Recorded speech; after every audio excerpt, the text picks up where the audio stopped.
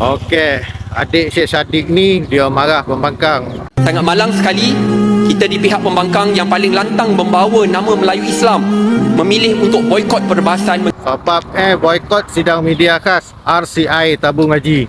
Dek, pakcik nak tanya lah. Tanya yo, kau jangan ajak cik lawan lumur lari sampai muar pula. Tahu cirit cik kan. Sidang media khas ni siapa yang panggil? Perdana Menteri kan dek. Jadi benda ni penting ke dek? Penting kan? Jadi tarikh siapa yang pilih? Perdana Menteri kan dek. Jadi sebab apa pilih tarikh dia time dia bodah dek? Sebab apa pilih tarikh Dr. Mujahid tu dia berada kat luar negara. Urusan rasmi apa dia kat situ? Ada banyak benda kena jawab dek. Sebab jawab ni akan masuk dalam mansat dokumen rasmi parlimen tu. Rujukan anak cucu kita sok. Tabung haji ni rugi sebab urusan orang politik. Contoh tak dosak nak menang undi, dia bagi hibah. Tapi macam belum sakau lagi dek kalau macam tu dek. Sebab kalau sakau kan mesti ada pendakwaan macam Isa Samad. Isa Samad tu dia orang Johor dek. Tak ngaku pula cik kan. Kemudian Pakatan Harapan ni dia ambil alih. Ni soalan cik. Soalan ni mungkin pembangkang pun akan tanya. Dan sebab tu penting Lim Guan Eng, Mujahid, Anwar jawab. Sebab akan rekod dalam ansat parlimen tu.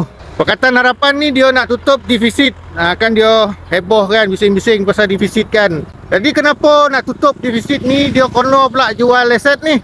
Kenapa tak buat langkah tak popular? Contoh hentikan hibah 2-3 tahun sebab nak cover hibah zaman BN. Kenapa PH ribut dia huru-hara kan imej tabung haji ni sehingga saham-saham jatuh, pelabur-pelabur jadi tak yakin, menjadikan jumlah defisit ni semakinlah besar. Bila jumlah defisit ni semakin besar berbanding sebelum, kenapa sumber-sumber pendapatan tabung haji perlu dijual untuk sebagai usaha nak kocikkan jumlah defisit yang melebar tadi? Kalau tak, bising pula mutu ni kalau tak sepadan dengan unjuran, itu kan unjuran, betul lah lagi segi pengurusan. Janganlah jual lagi. Jual memanglah boleh dapat duit, boleh kocikkan jarak defisit. Tapi pendapatan akan datang, harta nak cucu. Macam makcik lah nak mengojokan tanah kan. Adalah berlaku pengurusan tak apa-apa. Lepas tu nak mengocikkan defisit tu, jual tanah Abah Haji. Memanglah dapat duit. Tapi kan datang macam mana? Atau nak cucu tu. Ni penting jawab akan rekod dalam aset parlimen tu. Kenapa nak lagi-lagi? Kenapa pilih tarikh bodah lah, tarikh luar negara lah, tarikh arsenik lah.